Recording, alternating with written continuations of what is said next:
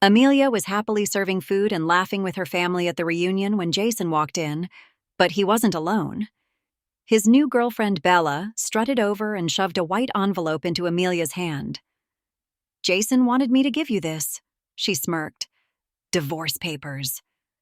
The entire room fell silent.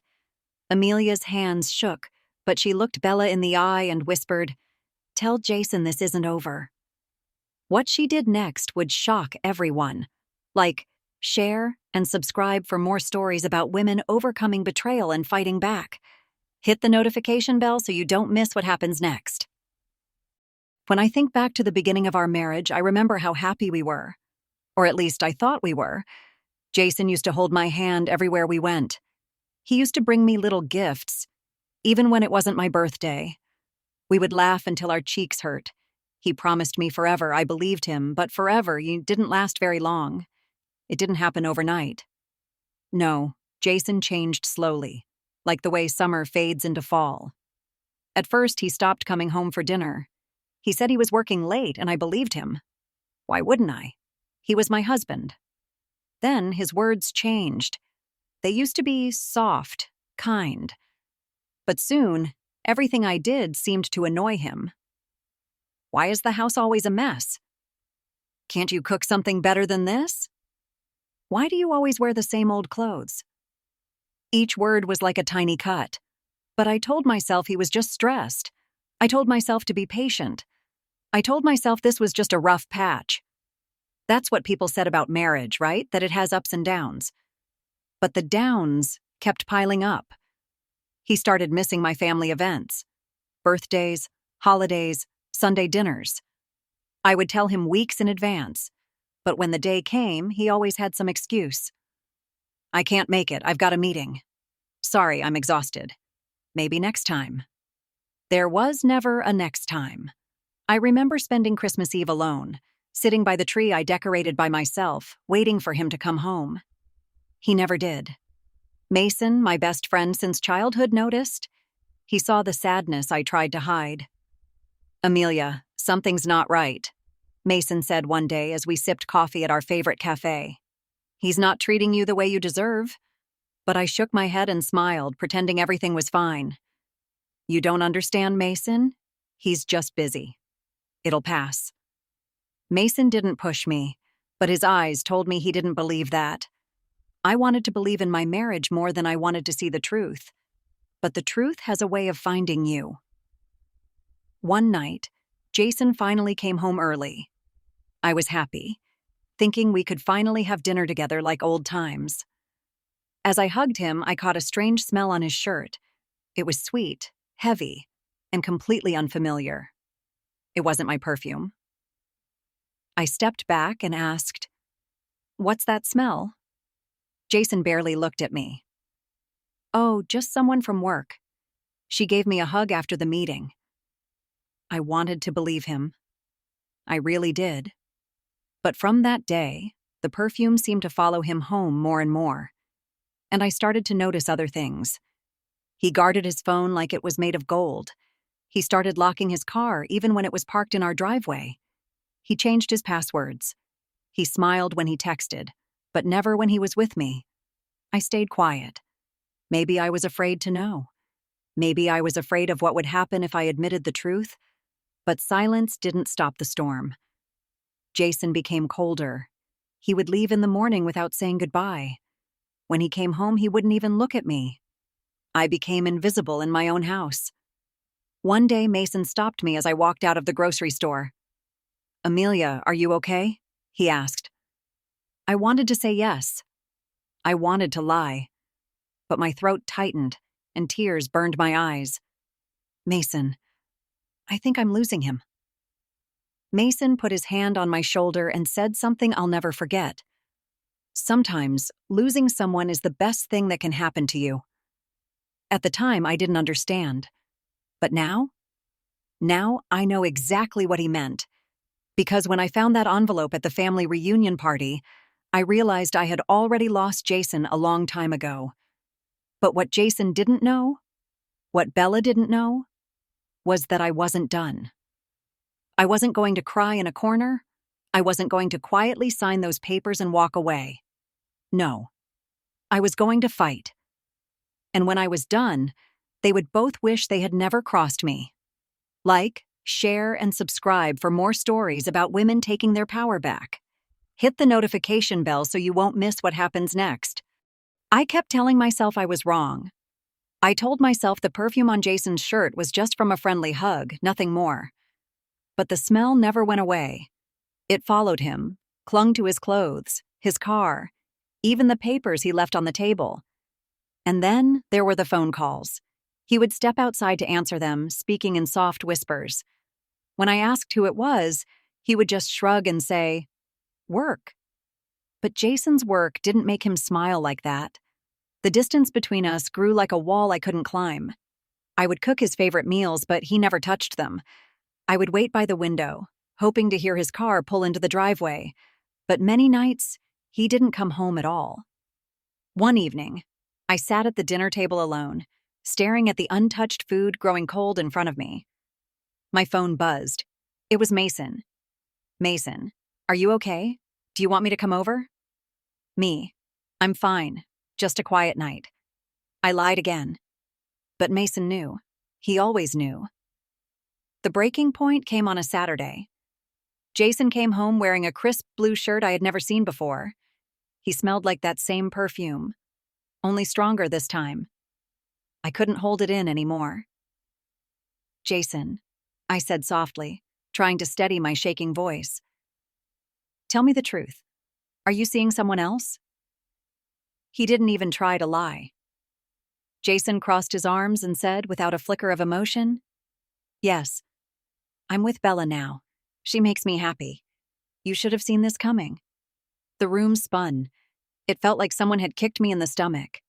"Bella? Who is Bella?" "She's someone who appreciates me," he said coldly.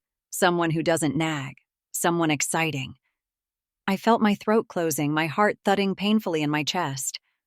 But what about our vows? What about everything we built? Jason shrugged. "Sometimes things break. You just move on."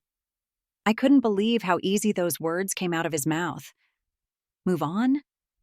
Was I something he could just throw away? Then he added, "Just sign the divorce papers quietly. There's no point in fighting this." I stared at him, my hands trembling. Is that what you think of me? That I'll just give up? That I'll just disappear? Jason picked up his jacket and walked toward the door. "Don't make this harder than it has to be, Amelia. Be smart." He left me standing there, broken. I didn't sleep that night. I sat on the couch, holding the unsigned divorce papers, my tears soaking the edges. I thought about the years I gave him, the birthdays he missed, the promises he shattered. Part of me wanted to curl up and cry. Part of me wanted to scream. But another part, a new part, wanted something else. I wanted revenge. The next morning, I went to see Grandma Rose. I needed someone who would understand me. I needed her wisdom. She listened quietly as I poured my heart out.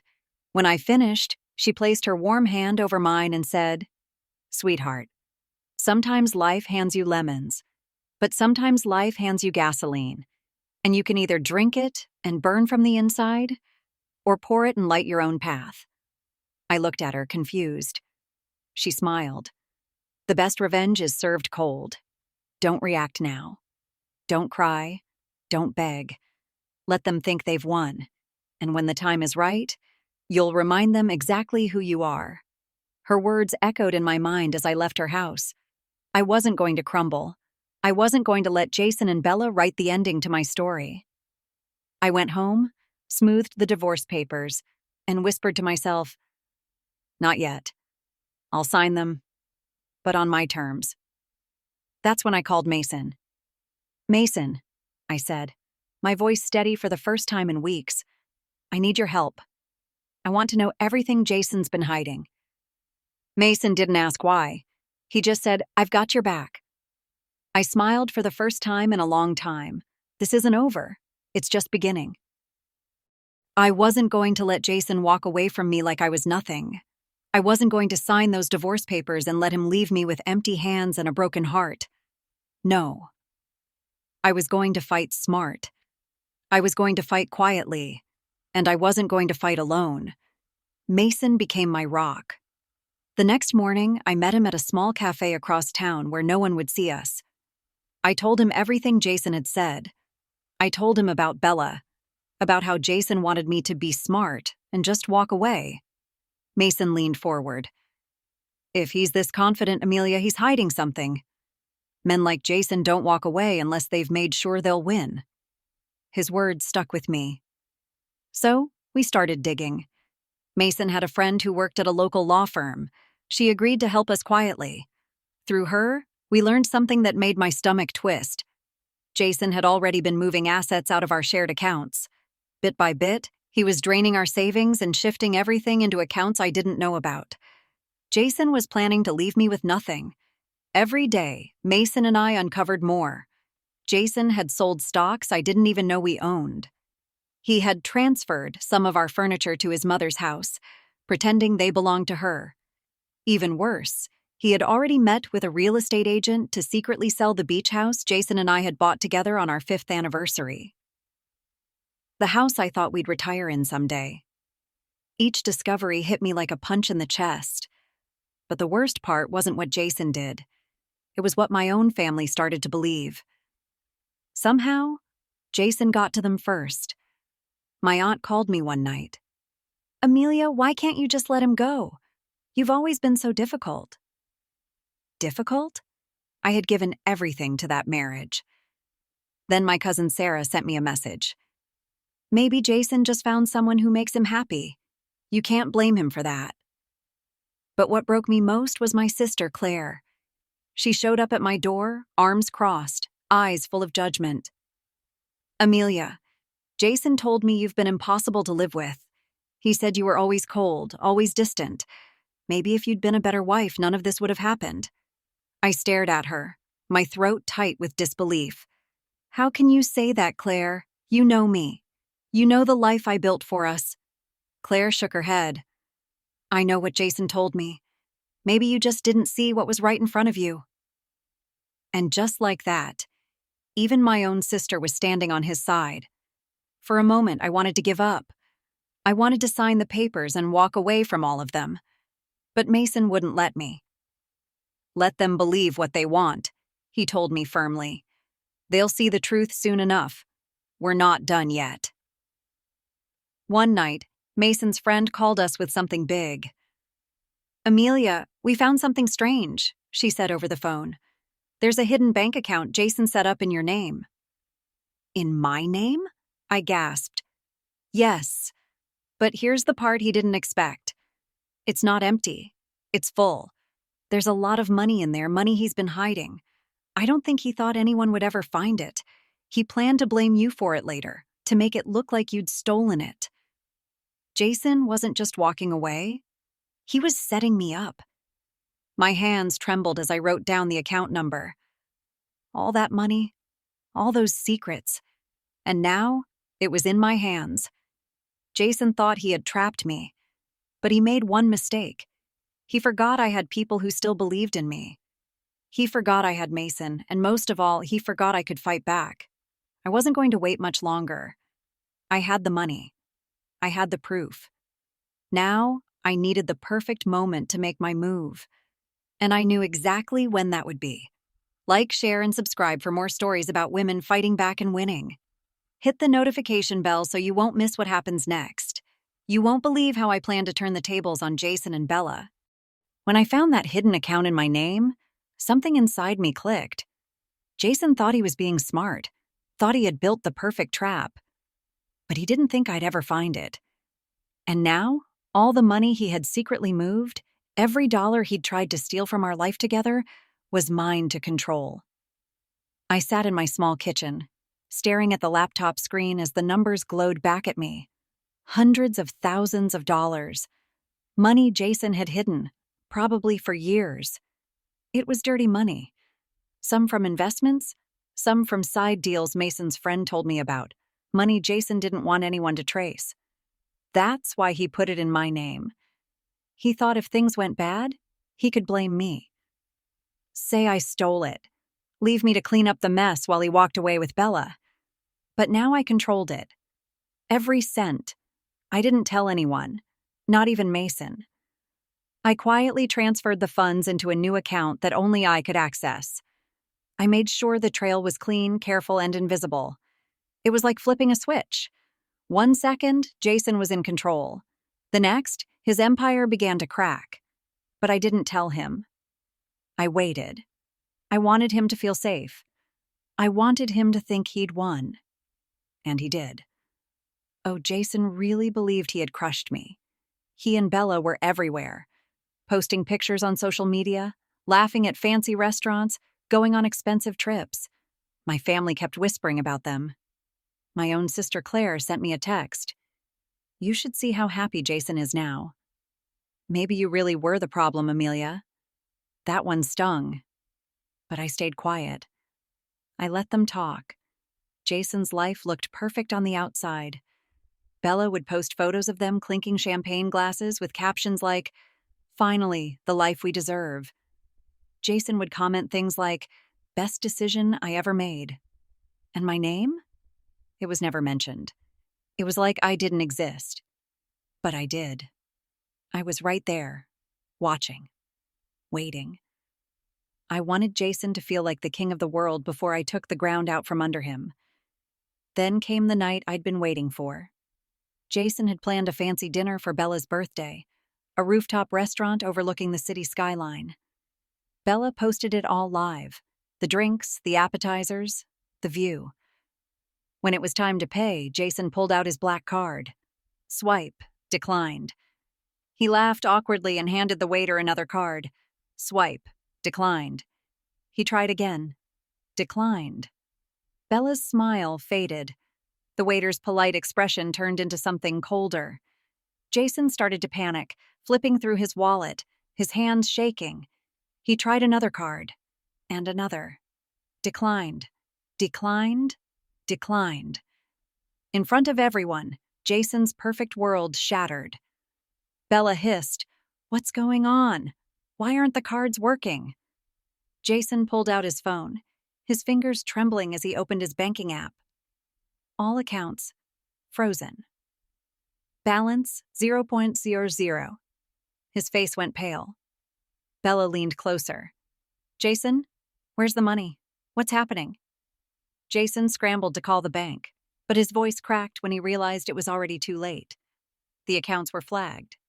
The transfers I made triggered a freeze on all his remaining assets. That was my quiet message to him. I didn't need to scream. I didn't need to throw a fit. I let his empty wallet do the talking. Back at home, I sipped tea while scrolling through Bella's social media.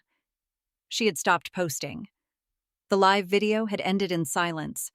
No more champagne, no more fancy dinners. Jason thought he could destroy me. Jason thought I would just go away. But I had just begun twisting the knife. He wanted me to be smart. Oh, I was smart. Smarter than he ever knew. And this was just the beginning. Bella had loved the spotlight. She loved the expensive dinners, the sparkling gifts, the luxury trips Jason provided. She loved flaunting their relationship, tagging him in photos, showing the world what she thought was her perfect man. But when the money disappeared, so did Jason's patience. Suddenly, Jason wasn't the charming, smiling man she thought she had stolen from me. He was cold, angry, reckless, and he didn't hide it. Their friends began to notice. Jason snapped at Bella in restaurants. He insulted her in front of waiters. He shoved her hand away when she tried to calm him. One night, while sitting at a coffee shop, Jason's voice rose so loud that other customers turned to stare. "This is all your fault," he spat. "If you hadn't been so clingy, I would have noticed something was wrong with my accounts. You were supposed to make my life easier, not ruin it." Bella's eyes filled with tears, but Jason didn't stop. "You're nothing but a distraction," he hissed. "You think you're special? You're just the girl I picked when I was bored." His words cut through her like a blade. For the first time, Bella saw the Jason I had lived with, the selfish man who blamed everyone else when things fell apart. Bella stopped posting their photos after that. Her social media went silent. No more best boyfriend ever captions. No more rooftop dinners. She was starting to realize what I had known all along. Jason only loved you when you were useful to him. A few days later, Bella did something I didn't expect. She showed up at my door. I stood in the doorway, arms crossed, watching her fidget like a child caught in a lie. She looked smaller now. The bright, confident woman who had delivered my divorce papers with a smirk was gone. Now she just looked lost. "Amelia," she whispered, not meeting my eyes. I'm sorry. I didn't know what kind of man Jason really was." I raised an eyebrow but said nothing. She bit her lip. "I thought he loved me. I thought I was different, but he's been cruel to me. He's not who I thought he was." There was a tiny part of me that wanted to feel sorry for her, but it disappeared quickly. "You made your choice," I said calmly. "When you handed me those papers in front of my family, you made your choice."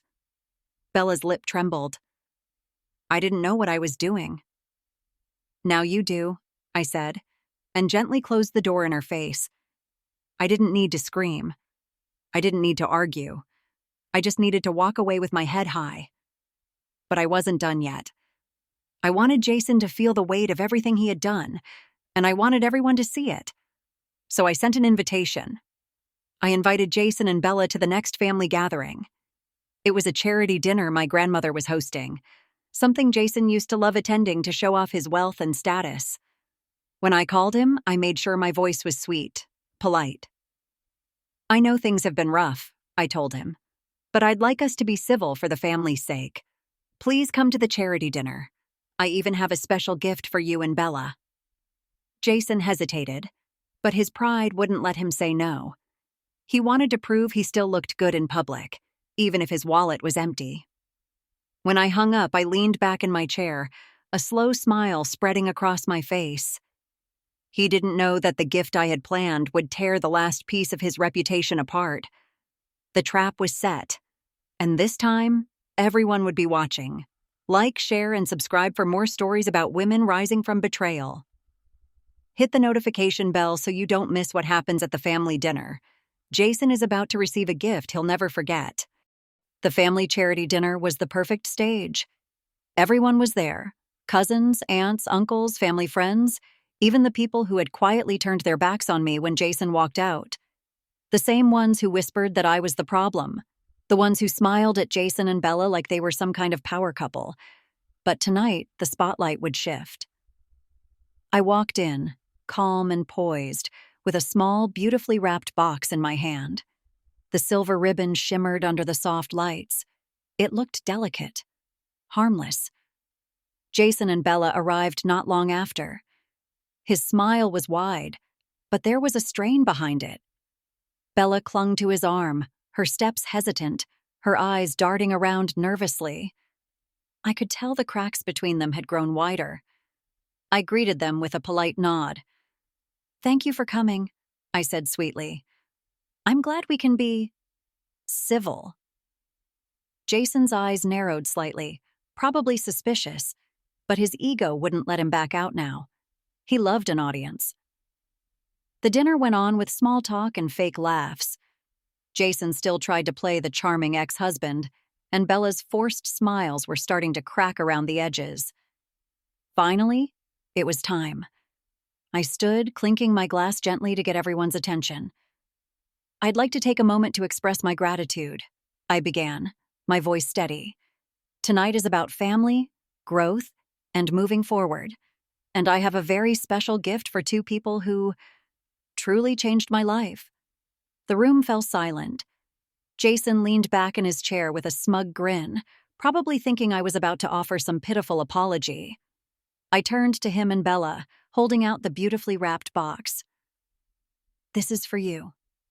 Jason's grin faltered slightly, but he took the box anyway. Slowly, carefully, he unwrapped it as everyone watched. Inside was a neatly stacked set of financial documents, contracts, bank statements, asset transfers. It was everything. Every dollar, every hidden account, every property. The papers didn't lie. They clearly showed that I now owned everything Jason once controlled. I had transferred his hidden money. His precious beach house? It was in my name now. His so-called safe accounts? Empty. Jason's fingers trembled as he flipped through the pages. His face drained of color. His mouth opened, but no sound came out. Bella leaned over his shoulder, her eyes scanning the papers. Her hand shot to her mouth as she realized what she was looking at. Her scream shattered the silence in the room. "You said you had everything handled," she hissed at Jason, her face flushed with panic. "You said she'd walk away with nothing." Jason was frozen, his eyes wide, breathing shallow. He had lost. The whispers rippled through the crowd like wildfire. Family members who once doubted me were now leaning in, their faces twisting with shock and confusion. I stepped forward, just enough so only Jason and Bella could hear me. "This was your gift to me," I whispered softly. "You just didn't know it." Bella's eyes filled with tears. She stood up so fast her chair clattered to the floor. "You've ruined everything!" She shrieked at Jason before storming out of the hall, her heels clicking furiously against the polished floor. Jason sat there holding the papers in his shaking hands, utterly humiliated in front of everyone he once impressed. He had tried to destroy me. But he had handed me the keys to his kingdom without even realizing it. I turned to leave, but not before glancing back at him one last time. "You wanted me to be smart," I said, my voice soft but cutting. I was. The room stayed silent as I walked away, my heart steady, my steps light. The girl who once begged him to stay was gone. In her place was a woman who now held everything. It didn't take long for Jason to come crawling back. A week after the family dinner, he showed up at my door, desperate, disheveled, and nothing like the proud man who once handed me divorce papers through his girlfriend. Gone were the expensive suits. His car had already been repossessed. The house he once bragged about now belonged to me. His business? Frozen and under review for suspicious financial activity. Bella? She disappeared the night of the family dinner. No goodbye, no explanation. Just gone. Jason was now standing in front of me, clutching a small, battered folder, like it was his last hope. "Amelia, please," he begged, his voice cracking. "I made mistakes. I see that now. I wasn't thinking straight. I let Bella get into my head. He ran his hands through his hair, his desperation spilling over. "I just need you to give it back. I can't live like this. I've lost everything." I stood quietly, letting his words hang in the air. There was a time when hearing him like this would have broken me. A time when I would have rushed to fix it, to make him whole again. I used to live for his approval, his comfort, his happiness. But that version of me didn't exist anymore. I crossed my arms and tilted my head, watching him with a kind of calm I never knew I was capable of. "I already signed the divorce papers," I said softly. "It's final." Jason's face crumpled. "Amelia, please, just help me get the house back or the business, something. I have nothing left." I shook my head, my voice steady, almost gentle. "You made sure I would walk away with nothing. You planned this for years. You just didn't expect me to be smarter." His knees buckled and he sat down on my front step, his head in his hands. "This wasn't supposed to happen like this," he whispered. I looked down at him. This man who once thought he held all the power. "This is exactly how it was supposed to happen," I said quietly. "You served me divorce papers at a family party to humiliate me. You sent your girlfriend to deliver them like I was trash. You built your life on lies, Jason." His shoulders shook. He had nothing left to say. I turned and walked inside, gently closing the door behind me. It was done. For the first time in years, I felt free. Later that evening, I met Mason at our usual cafe. He'd been my constant through all of this, the quiet voice of reason, the one who stood by me when no one else did. When I sat across from him, he didn't push me to talk. He just smiled and passed me a cup of tea. "You did it," he said softly. I looked out the window, watching the world go by without feeling like I was chasing it anymore. "I did," I whispered back. Mason gave me a knowing look. "So what now?" I sipped my tea, letting the warmth settle in my chest. "I think it's time I started living for me." Mason's smile deepened. "It's about time." The weight I had carried for years, the ache of betrayal, the shame of feeling like I wasn't enough, it all slipped off me like an old coat I didn't need anymore.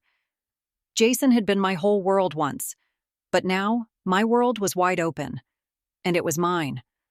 I wasn't living to please anyone. I wasn't trying to prove anything.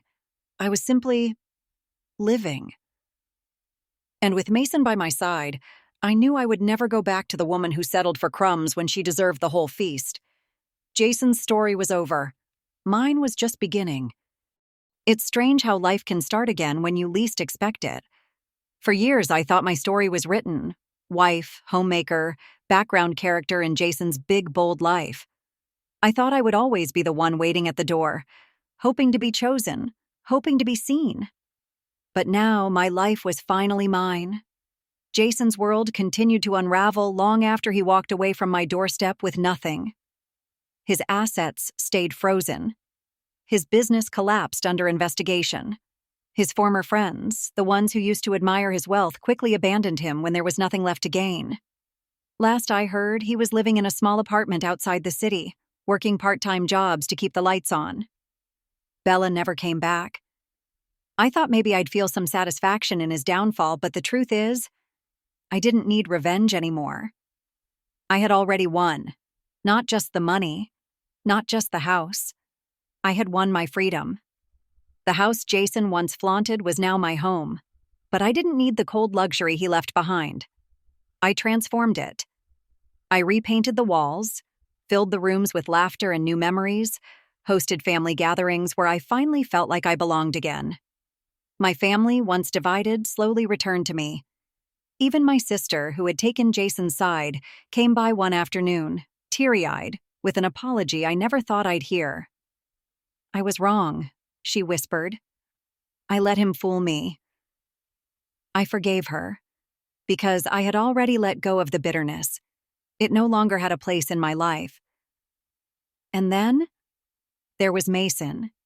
He never asked for anything, never pushed. But he was always there, in the quiet moments, in the long drives, in the simple, peaceful silences, where I finally remembered how to breathe. One sunny afternoon, we sat on a park bench watching children play. I looked at him and realized something that had been quietly growing all along. I was happy, not because of Mason, not because Jason was gone, but because I had chosen myself. Still, Mason had always been my safe place. I turned to him, smiling softly. "Do you ever wonder what would have happened if I had listened to you sooner?" He chuckled, his eyes warm. "I think you needed to walk your own road, even if it was hard." I nodded, feeling the weight of those words. "You've always been there," I said. "I always will be," he replied, his voice steady. There was no grand confession, no dramatic kiss, just quiet understanding. And maybe that was better, because I wasn't rushing into someone else's shadow this time. I was building my own story. I started volunteering at local charities, helping women who were rebuilding their lives after betrayal and heartbreak. I shared my story, not the ugly parts, but the parts that mattered. Survival, strength, starting over. My story became a lifeline for others. It became a new beginning, not just for me, but for the people who needed to hear it. And as the seasons changed, so did I. I let go of the woman who begged Jason to stay. I became the woman who chose herself. Jason's chapter was long closed. Mason was by my side, not as a savior, but as a friend who believed in me before I believed in myself. And me? I finally realized I didn't need anyone's permission to start again. I had already started. Thank you so much for watching this story. If you've ever been through betrayal or heartbreak, remember, it's never the end. Like, share, and subscribe for more powerful stories about women finding their voice and taking back their lives. Hit the notification bell so you never miss the next one. Your story is waiting to begin.